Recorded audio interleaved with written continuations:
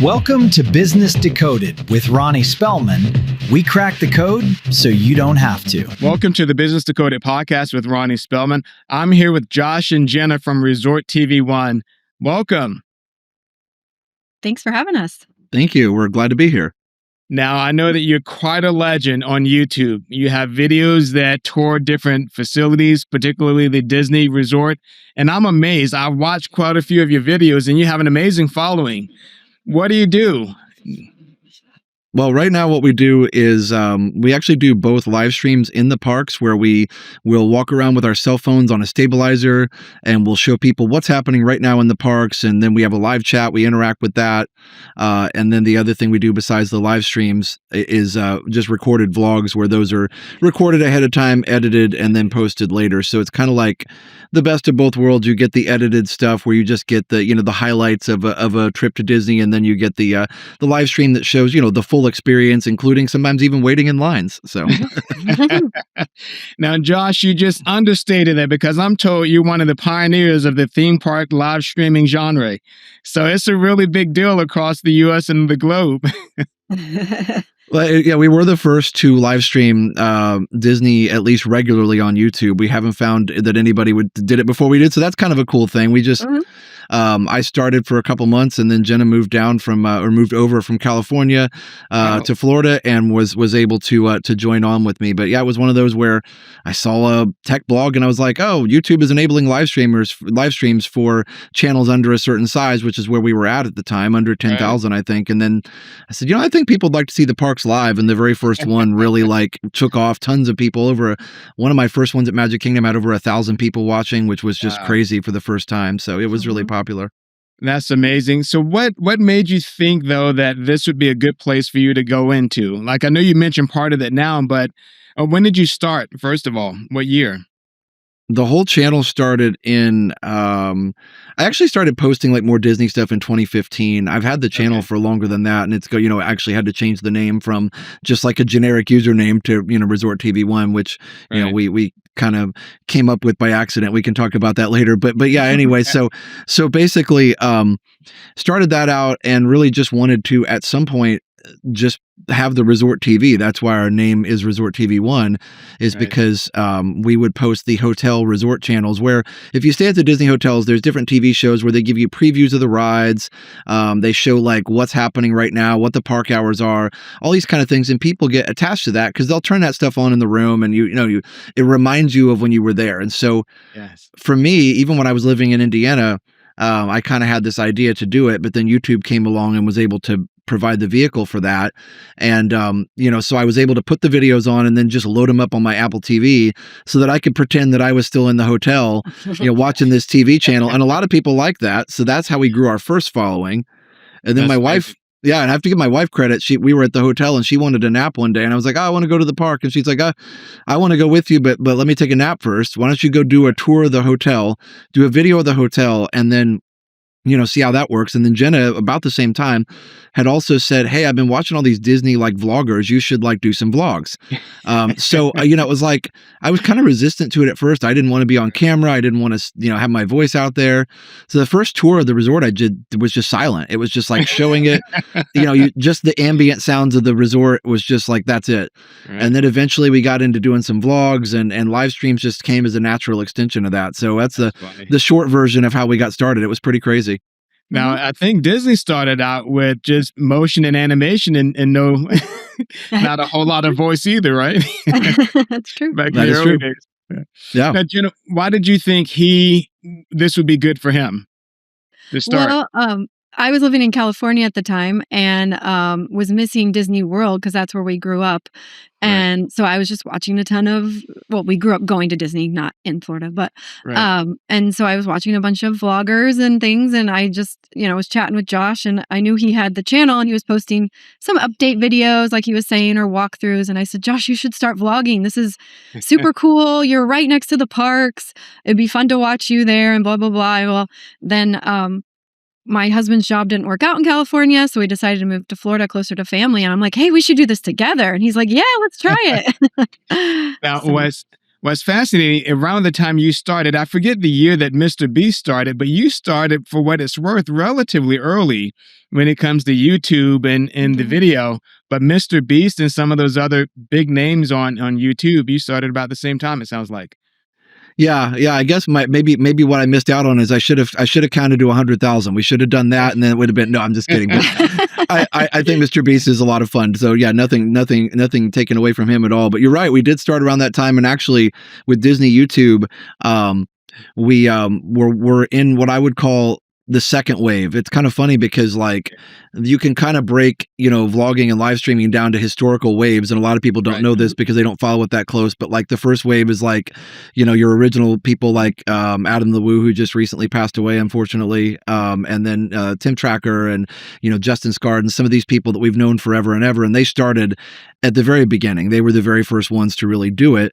And then there was kind of the second wave, which started around the time we started, where people were, starting to get into it more and more. And a bunch of us joined around the same time. There's a couple that are really big. JoJo's World is a good friend of ours. He started at the same time. Prince Charming Dev, Paige and Mr. Morrow. Mr. Morrow, who is very, very big. He's got more subscribers than us now. They're really good friends of ours, great people, and they all started in that same wave. And then I think there was probably several more waves after that, but we didn't keep as much track. But yeah, we were in that second wave pretty close. So that was pretty cool.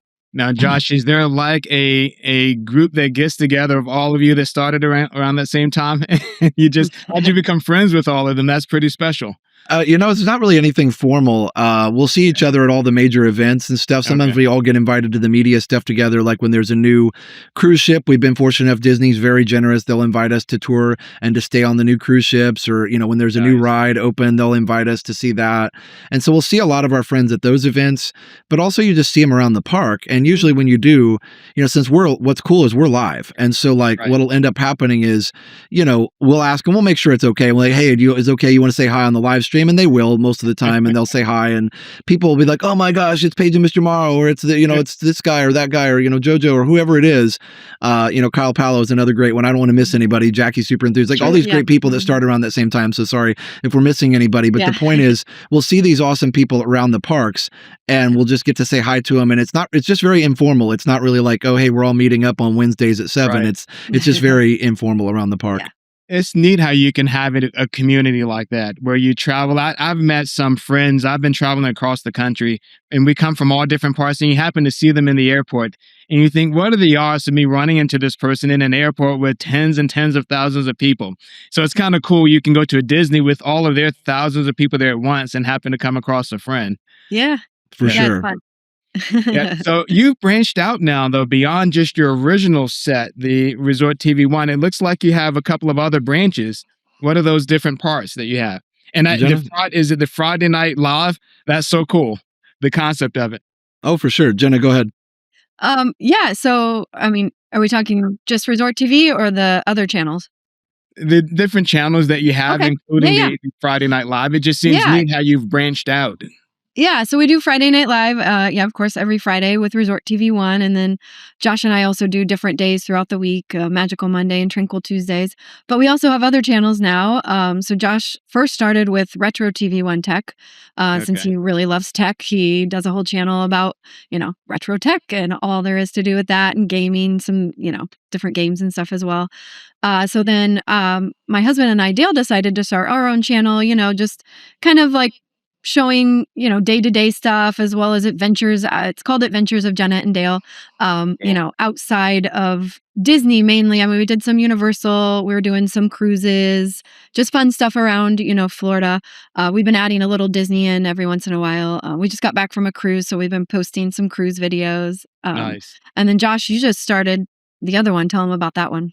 It's a Resort TV 24/7, where I just took all the hours and hours of videos that I have been shooting over the years, where I just shoot where I don't talk and I just walk through the parks. Because what we found was like people love the interaction and the chat of Resort TV, and that's never going to change because they get, it's different than regular TV. You could actually have your name called out on the program, and it's, oh, hi Bob, how you doing? And oh, you like this ride too? That's my favorite. You could have a real conversation with somebody that you don't get on a regular TV broadcast. It's very personal, but also, some people also just like having ambient background where somebody's not talking necessarily, other than just the dull roar of the crowd.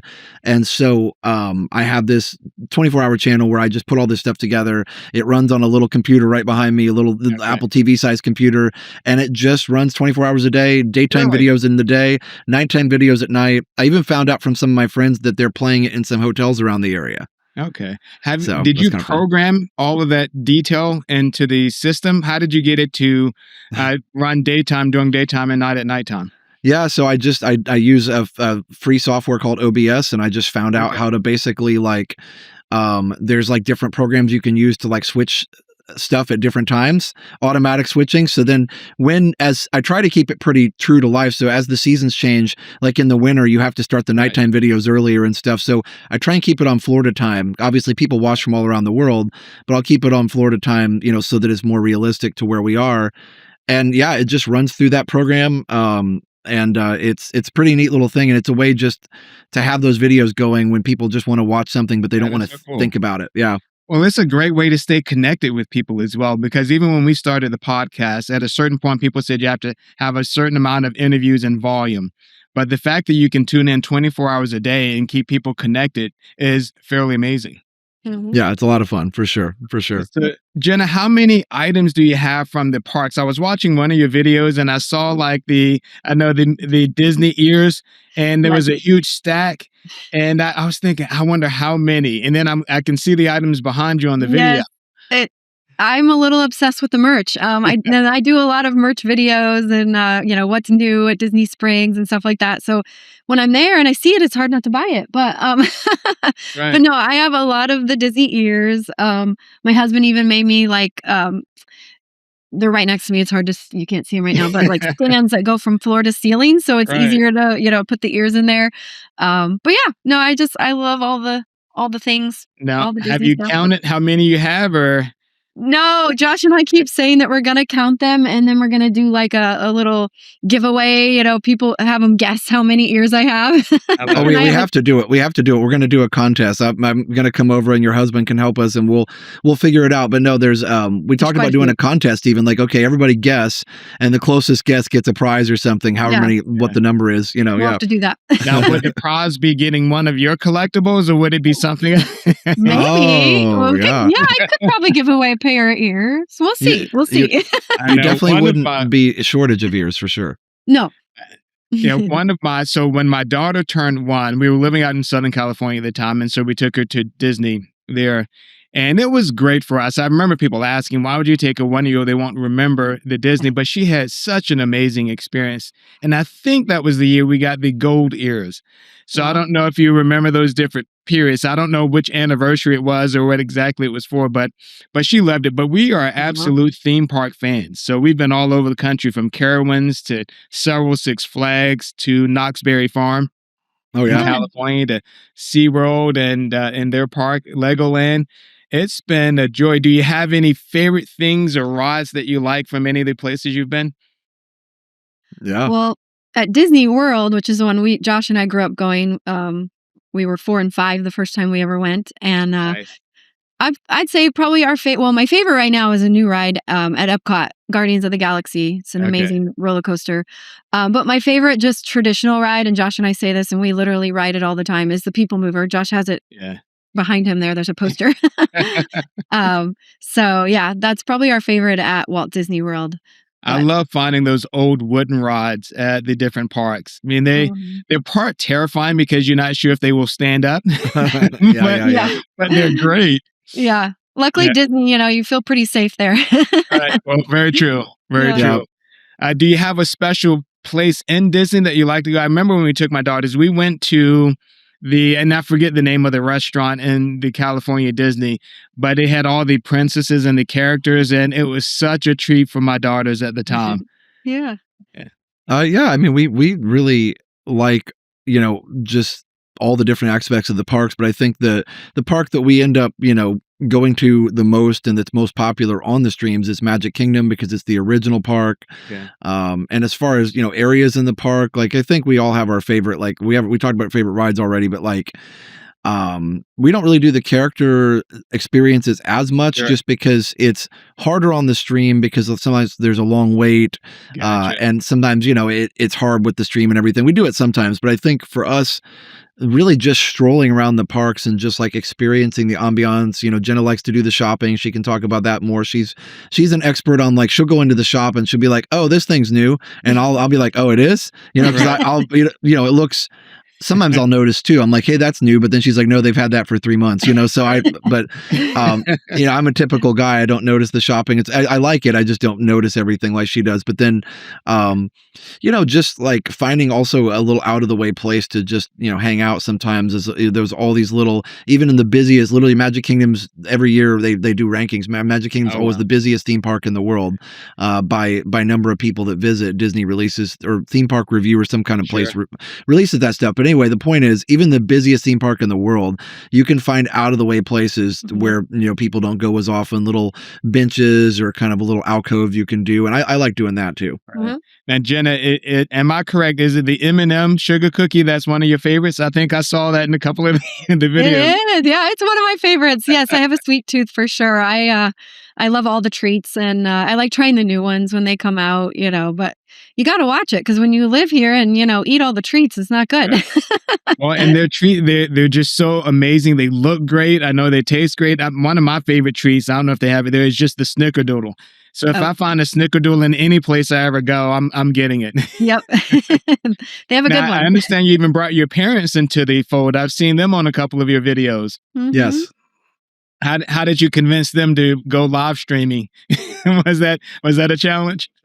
No, actually, well, the first time they went was with me. So if I had to go live by myself, they really didn't like me being live without Josh or my husband. Sure. And so they would come with me just, for safety purposes or whatever. Or if I needed something, a restroom break or something, they would be there. A water, they'd grab it, and they love going to Disney because they were the ones that brought us originally. Right.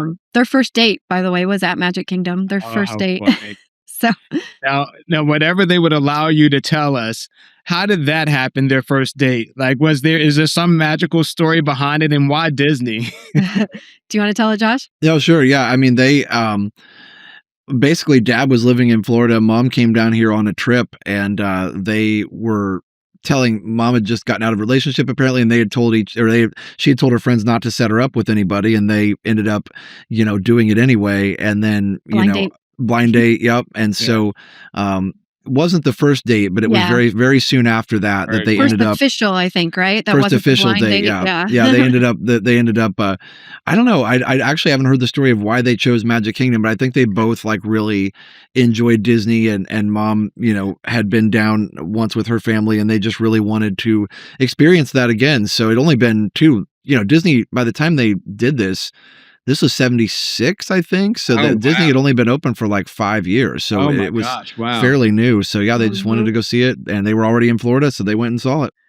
Well, they must have a story to tell, just seeing the transition from those early days. And I've watched the documentaries on how they found the land and the property, and it was mostly swamp. Amazing story. And they needed to do it without people learning what they were doing. So they started to piece together all these pieces of properties under different names of buyers. And so an impressive story. But your parents must have this special, amazing memory of those early days to current. Yeah. I'm sure. How often do they still go? Do you know? They were with me yesterday, actually. I was live at Epcot, and they still enjoy going. Not as much, it's a little harder for them, especially in the heat of the summer. They enjoy, when it's cooler.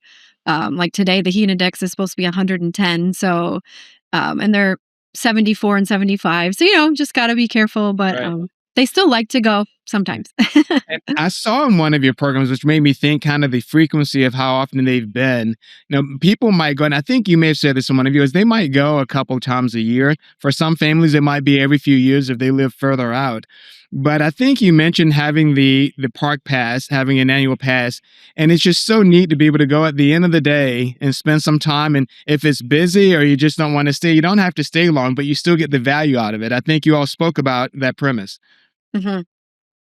Yeah, it's really one of the best things about living here. I always tell people when you live here, you can get that pass, you can get the free parking, and then you can go do one ride, or you can go do no rides, and you can just be Right. like, you can leave with no guilt because Right. if you pay for that, that's the thing about a Disney vacation that is hard for a lot of people. If you pay for say 3 days or 4 days, you want to be at the parks like almost the entirety of those days because you feel like you're not getting your money's worth otherwise. Whereas with the annual pass, just come back the next day. Yep. And I've read a lot of people speak about social media and some of the comments, and I've read through some of the comments and feedback on yours, and it's amazing to me how polite and wonderful people are. I mean, there's just an amazing spirit of people, despite what some might hear in the news, and they're so encouraging. And so, anything that stands out from some of the comments or feedback, or any specific video that you felt resonated more than another with people that helped to move a population of people? I mean, one thing that stands out to me that I remember most, and Josh, you might too, was we were live one time at Disneyland in California. It was the opening of Galaxy's Edge, Star Wars, and we had a viewer, which we didn't know at the time, but now we've met and got to know even more. Come in the chat and said he was very thankful that we were able to live stream Disneyland for him, that his wife was able to see Disneyland and visit it through our stream while she was bed rest with cancer before Oh, she wow. passed away. Oh, And wow. so that was just really hit us both, like, oh my goodness. And he was so thankful, still is one of our amazing members of our channel. And he just I remember the first time we met him, and it was just incredible. Like, you don't think of those things until people tell you these stories. Just so many amazing stories that we hear from our Well, community. I have a great friend who's a teacher, and we've had a similar conversation. And for her, you teach the students, they graduate, and you may or may not see them or stay connected once they graduate from high school. So sometimes you don't understand the full impact that you're making on either a student or, in your case, other people. And I suspect sometimes you get behind the camera, you might read some of the feedback, but you really don't know the full impact until you get a story like that happens. Yeah. So that's pretty neat to know that you're Mhm. having that kind of impact on people. Oh, absolutely. No, it's and the more we do this, the longer we hear from more people that have similar stories, or other stories of just how you got me through this really tough time, or you were able to take me somewhere I could never go. Or like, we'll even have people on a simpler level, people will just say, well, I'm in a wheelchair, so I can't get up on this particular ride. There's still a few rides, or like the Swiss Family Treehouse, where you got to climb the stairs. Like, I Right. love that you go up there because I can't get up there, and so now you show me Right. what that looks like. I can see it through your eyes. And it's stuff like that just, or even like somebody will have like a child who is autistic and who has trouble communicating, but boy, they really like watching your streams, and it makes them calm and things like that. And so all those things are just really, really cool and rewarding to hear. Mhm. That's pretty neat. On your retro TV, Josh, what kind of topics do you discuss? So I got really interested after watching some tech YouTubers just in old computers that I used to use. And I was lucky enough to grow up, in the 80s when computers were really just, coming of age, so to Right. speak. And even before the internet, started in the mid to late 90s. So I had a fond memory of all that because even as a kid, I would love to tinker with it. And I have a funny, story of when I was messing with our family computer and accidentally deleted the entire hard drive. So that was, luckily before there was like, mountains of data on it like there is Right. now. It was probably like, 80 megabytes or something, like really small. But like the point was I was tinkering with the wrong thing and I deleted the wrong file, and it killed the whole thing. But luckily we were able to recover it, and a lot of the Oh, you stuff was on did? disk. Yeah, a lot of the stuff was on that was still stuff on floppy disks. So that was helpful. But I learned from that, the experience. And also, just kind of like, I appreciated the trust my parents had in me to mess with this stuff. And I, even at a young age, I just loved it. So I got back into it through this channel, and I decided to share kind of what I know, and also just from watching other Right. YouTubers do it. So I bought, it's hard to show on here, but I bought an old Tandy computer. It's sitting right next to me. That was the same computer as the first one we ever had in our house. I found one on eBay in pristine condition. My wife's like, Okay. I mean, sure. But I ended up fixing it up and I added things to it and I did all these things. The fun part is the tinkering where, sometimes a modern computer just works and that's great. But sometimes you miss the little bit of tinkering around you had to do with the old ones. And so I'll video this stuff.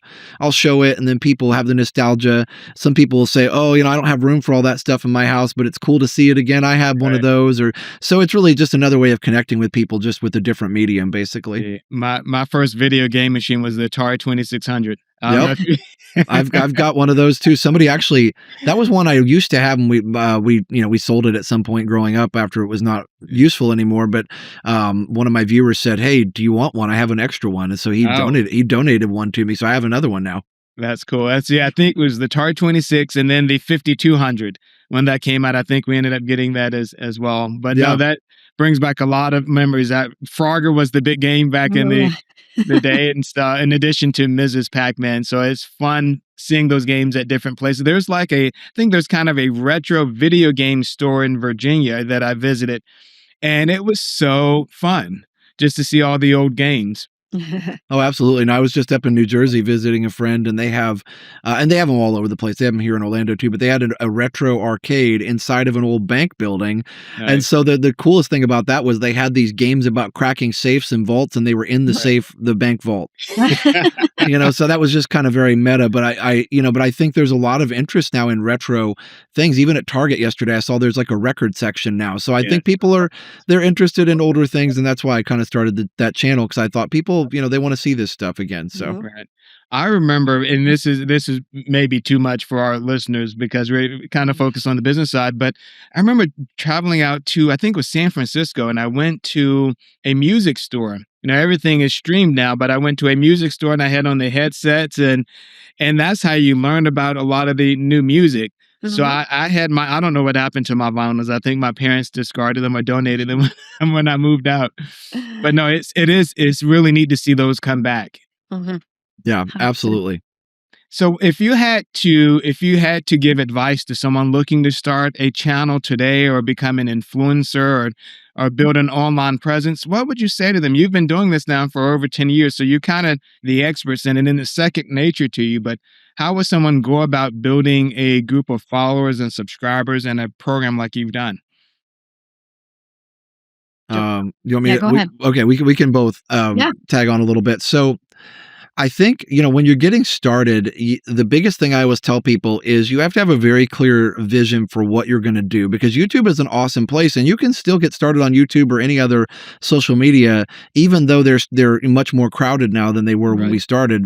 Definitely the barrier to entry is a little bit higher sometimes, but the good news is YouTube does have programs for smaller creators, and if you start getting some momentum, they will push you out there, which is awesome. You still can grow. You can still start a channel today that could eventually grow to 100,000 or 1 million subscribers if you do it right. Mm-hmm. And one of the things I tell people about doing it right is, again, be very focused on what you're going to do. People don't necessarily want to turn into a channel for somebody they don't know, with something they don't know what you're trying to do. So if today you're doing video games, but tomorrow it's travel and the next day it's cooking, they're not really going to know what your channel's about.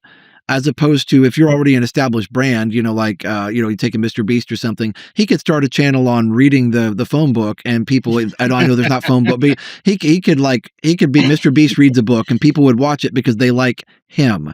You know what I mean? But when you're not a known person, you have to start with something that people are interested in, a niche that you are, and then it has to also be something that you like. And so you have to be passionate about it. I think human beings are great at detecting authenticity. And so viewers can tell, are you just doing this to grow a following or make money or whatever, or do you really love the thing that you're doing? And I think that's one of the things people talk about with us a lot, is that they can tell that we are really genuinely fans of the parks by the way we talk about our history there and everything else. And we even get emotional and passionate when rides change or go away, because it's stuff that's part of our memory. So I think also then find a way to have a niche that makes you or it enables you to be yourself all the time, your authentic self. And then also do everything as professionally as possible when you're getting set up. Don't rush into it. You don't have to have, I think people get messed up between when you're starting out, they think, oh, I got to go buy a $10,000 camera and a $5,000 microphone. You don't really need that. You can do a cell phone, all these things, but make sure though that what you're putting out there is still a really high quality product. Right. You can use your iPhone or whatever phone you've got, or you can buy a reasonable price camera or microphone. I'm sitting here talking to you on $100 microphone and it sounds pretty good, I think. So, Right. It you know, does. you don't, so I think that people, you know, you have to have good quality, but you don't have to obsess over it. So put out a good quality product. Don't obsess over the tech. Make it simple at first, and then, you know, put yourself out there and be your authentic self. And you know, 9 times out of 10, I think people are attracted to that if you do it consistently and you have a good, you know, kind of goal in mind. Jenna, you have anything to add to that? Oh, I think you hit it all. I was going to say be consistent too. I think that helped us a lot where we made the Friday Night Live. You know, we grew up watching TGIF, you know, with Yes. Full House and, you know, Right. Boy Meets World, is that what it's called? Yes. Yeah. I was going to say Boys to Men. That's the band. Steve and Urkel, so- Family Matters. Yeah. yeah, Family Matters. Yeah, all the great shows that we grew up on Friday nights. And, you know, you're tired after a long week and you get your pizza and you enjoy your shows. And so that's kind of what we were thinking with Friday Night Live, that, you know, we'll go do this every Friday and the consistency helps. So I think that's a big one as well. And Josh hit on to like, just love what you're doing. Like people can tell if you enjoy Disney or not. So, you know, or whatever you're showing, you know, if you like cruises or whatever, people can tell. If They you can. And you just reminded me of this, Jenna. So the Boys Meet World was really a good program, and all the ones Urkel is fantastic. Yep. I had a chance to go to a taping of Girl Meets World. Oh, wow. Oh, that's cool. Yeah, and I had a chance to meet Sabrina Carpenter. Oh, wow. Yeah, which That's was really awesome. cool. And it's interesting to think that she started in those early days with Disney, and now she's a big music person, singer, and Yeah. so she's done really, really well. That's Yeah. awesome. You made me think of this as well, Josh, of the nostalgia of those rides that go away. What ride that went away affected you the most between the two of you? We have the same one. Oh, you do? Okay. Yeah, I mean, I think there's, you know, far away, you know, longer ago ones, but this one's, it's crooked right now. But this this Horizons thing right here is the one that, well, it's not going to stay straight, but it's the one that is you know, the one that's near and dear to our hearts. Actually, a friend of mine printed out that poster and framed it for me. But you know, it was a ride that was one of those original Epcot Center rides. Actually, it was a year after the park opened, but it was just such an incredible thing. The fact that they were able to make this thing in 1983, if you ever get the chance, or anybody listening gets the chance, go on YouTube, search up Epcot Horizons, and there's tons of videos on YouTube of it still from people's old camcorders and stuff, because it closed in 1999. But it's where Mission Space is now, and it was just jaw-dropping. There was a 90-foot Omnimax screen in the middle of it. There were all these, you went through the future to see like what might, and some of the stuff they even went over is stuff that we still can't do. Like they were predicting people living underwater and living in space stations. And yeah, we have underwater things, we have space stations, but people aren't going up to space hotels yet. And they're predicting this stuff back in the 80s, you know. So I know, Jenna, do you have any others you want to talk about Horizons a little more? Yeah, no, I mean, Horizons definitely was a big one for us because it's just, you know, memories, of course, from when we were kids. The other one would be World of Motion, which was right next to Horizons. It's where Test Track is now. That was a big one where, I don't know, the old school dark rides where Disney's kind of gotten away from a little bit are the ones that we really miss. So, right. Yeah. Now, Jenna, did you ever think you'd be working with your brother on anything growing up? No, honestly, no, I did not. It must be a treat. There were times, of course, we were kids where we didn't get along and stuff. But the one thing we always got along with was when we were at Disney, usually, unless we had different opinions on which ride we wanted to ride. But other than that, we both always loved Disney. So that's cool. So what's next? Well, before that, so you've been to Disney World and Disneyland. What are some of the other parks that you've been to? I've been to Disneyland Paris. Josh didn't get to go on that. That was before we had the channel, though. So I actually just filmed for fun, you know, just for memories. And I put that video out during COVID. Horrible because, you know, it was like a camera, you know, it was shake, you know. I was doing it for myself, so it wasn't. I posted it just for fun, but we'd love to go to the other parks sometime.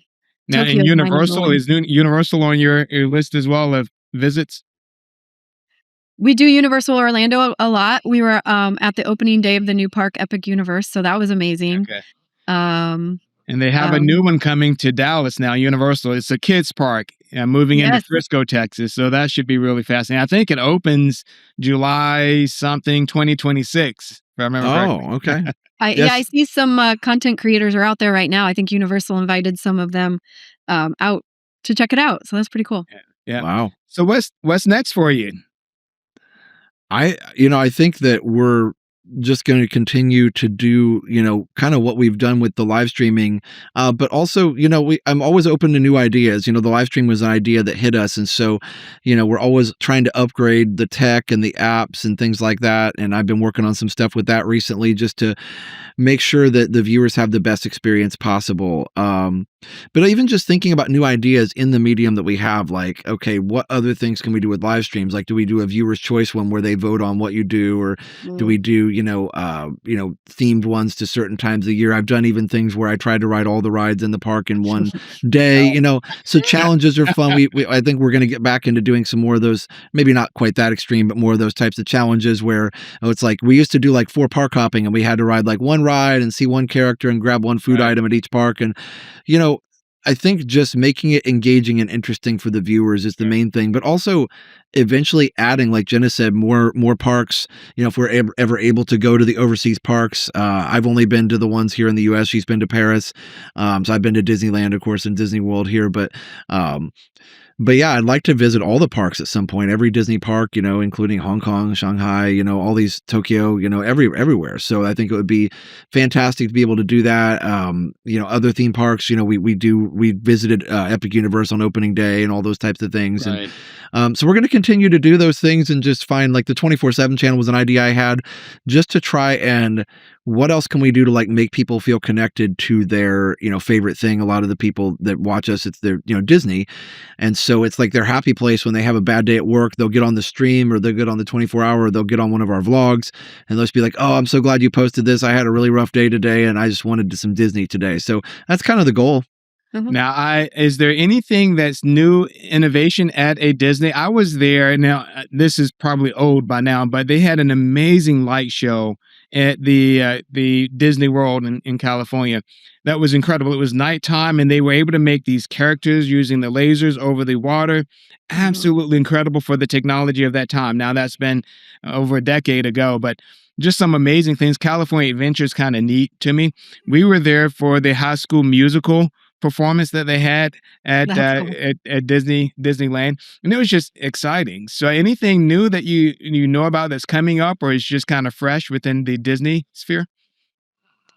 I mean, they recently, I guess it's almost been a year now, huh, Josh? The new nighttime parade. Or when did that come out? Yeah, last July when so almost a year now. That's crazy. But that's pretty cool because they haven't had a nighttime parade since I moved to Florida, which was 2018 when I moved here.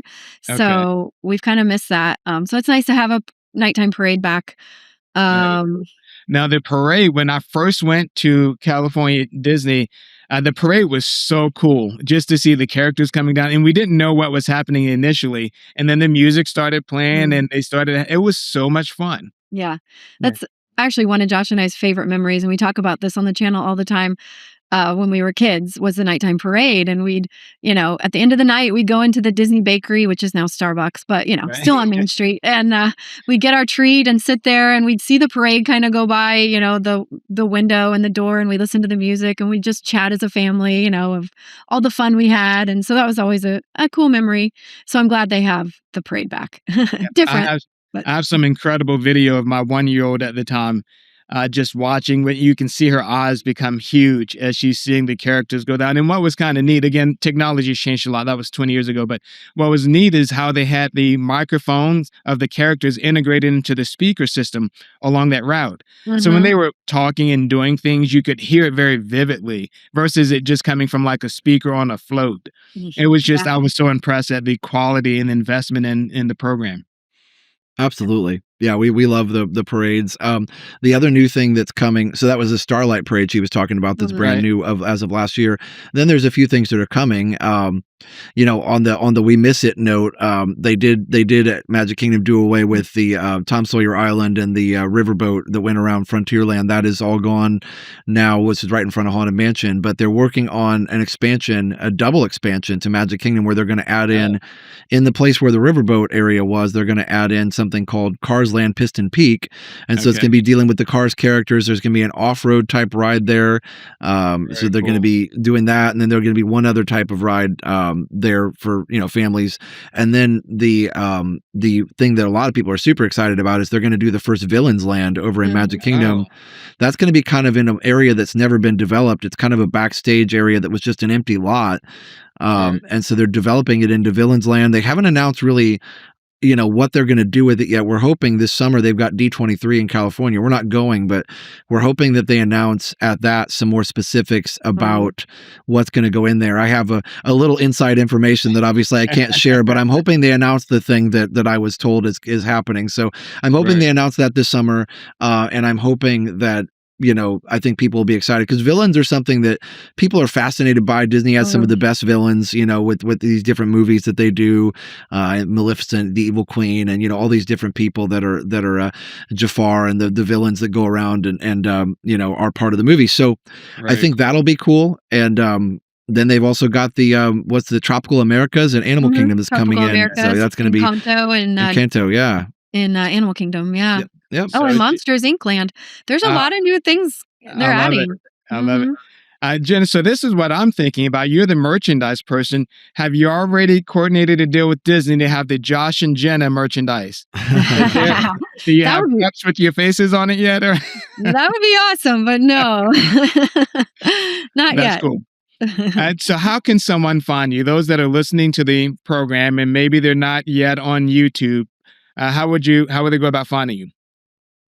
You can go to our YouTube channel directly. It's just youtube.com/resorttv1. It's pretty easy, or youtube.com /@ResortTV1. That's our handle. YouTube does handles like now Twitter and Instagram. So it's @ResortTV1, but it's on everything. @ResortTV1 on Instagram, on Twitter or X, whatever, and on TikTok. We don't do as much on there, but we do have, a decent amount of videos on TikTok as well. And so you can go to any of those platforms, but our main is YouTube, where we have over 215,000 subscribers. And we're very thankful for all those people. And Facebook as well. I don't know if I mentioned that one, but we've got all these different things that people can meet us on. We've also got a message board at resorttv1.com/forum that people can go and post their favorite Disney pictures and stuff on there. So there's a lot of ways to connect with us for sure. Very cool. Well, you two will have to find a way to surprise your parents for one of their next big anniversaries. Something special at Disney. I had to tell you, one of my favorite dinners, I know they have a lot of places to eat, but Don Shula's, I'm not sure if it's still there on the Disney area in Orlando, but it was probably one of the best steak meals that I've had in a long time on one of my visits. And then we used to go to the ESPN zone for my daughter's competitions and gymnastics, but Orlando and the facilities are just fantastic. Absolutely. Yeah, definitely. I appreciate you exposing the world to all that Disney and those parks and what life is all about, just enjoying yourself and bringing a little fun to our world. Oh, it's our pleasure. Yeah. Anything you'd love to leave with our listeners on Josh and Jenna and Resort TV One that would be eye-opening and inspiring and insightful? I think the biggest thing, and Jenna, you can if you have anything you can go after, but I think the biggest thing is for me, people really are seeking connection right now, and I think connection, things that unify people, rather than divide. And so that's really a big theme that I see with our viewers in the chat. They love that this is a place that everybody on our chat, everybody's welcome, everybody can come, everybody can enjoy. And I think that is something that if people can create things like that, and even have it as part of a business venture of some kind, people want to feel connected to something, even if they don't go a lot. We've got people that watch us that don't even go to Disney that often, but they just they like Disney and they love the community that we've been able to build through this platform. And so I think if we can do things that connect people together, I think it really does help with not only making the world a better place, but helping you be successful as well. That would be interesting to have. It is a Resort TV One live event with all of the people that might follow you across the country. Just something interesting. I know you connect with them now electronically through video, but I would come to a Josh and Jenna event, Resort One TV event. Yeah, we've been talking about it. Go ahead, Jenna. Yeah, we've been thinking about it. We have our 10-year, coming up next year for streaming, 10 years of streaming anniversary. Nice. So we've been thinking about ways to maybe get together, but we're just not sure yet. We're going to have to find a hotel with a nice conference space in the area that maybe we can have enough room for everybody that would want to be able to come and just have a hangout, or maybe whatever we do. We'll have to think of some activities so it's not just say hi and bye, but that we definitely want to connect with people in person. That would be fun. That's cool. Well, you should do it on both coasts, of course, one in Florida and one in California. There you go. Awesome. Reach both sides. Well, I appreciate you coming on the program and being a part of our Business Decoded family as well. And hopefully you'll let us know when you have that event, because I would love to be there. Excellent. Thank you so much. And thanks for having us on. Absolutely. Thank you for joining us on Business Decoded with Ronnie Spellman. Make sure that you like and you subscribe to our program and you share it with all of your friends. Stay ahead of the curve. Subscribe right now. We will see you at the next episode.